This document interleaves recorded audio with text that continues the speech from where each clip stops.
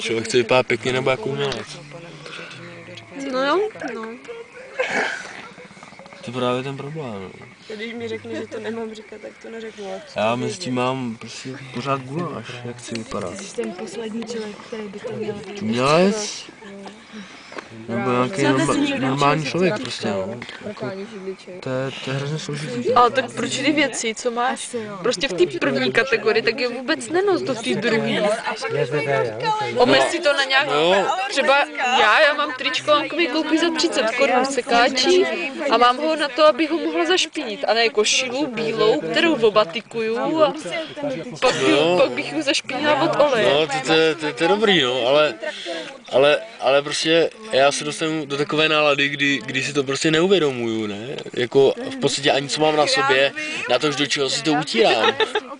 No, to je v podstatě takový pud, jako kdyby, jaký pud sebezáchovy, tak já mám prostě pud utírání štěců.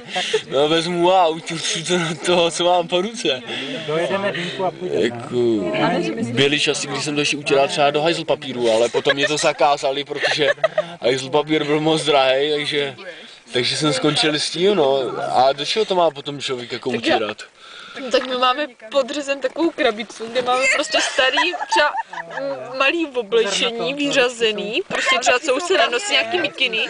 Tak já třeba, když jsem měla na plenér, tak jsem vytáhla prostě 2 trika starý nebo 1 sukňu a prostě do toho to utírám. A na sobě mám oblečení, které je sice jako trochu špinavý, jo, ale dá se to vyprat, nemám to od oleje zasraný.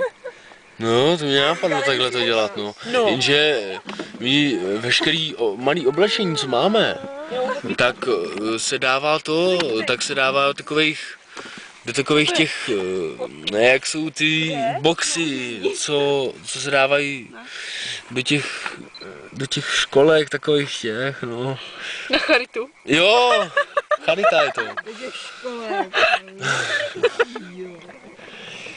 Tak my tam dáme veškerý oblečení, takže v podstatě já mám prostě to, co mám, no. No tak uzmí něco bavlněnýho, nějaký triko a do toho si utírej ty štětce. A ne do sebe. Ne, fakt by nebylo by jednodušší se potáhat hadřík. No Já mu právě říkám, ať jako vysvětlou princip toho hadříku a kde ten hadřík vezme. Jako s prominutím vypadáš jak prase. Ale mě je hrozně líto hadříků, víš co, já těch... Tak si ten hadřík na sebe obleč.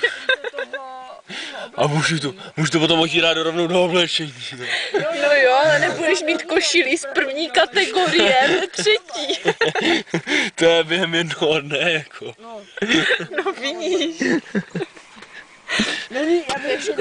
A pak musíš pracně batikovat další bílý košile.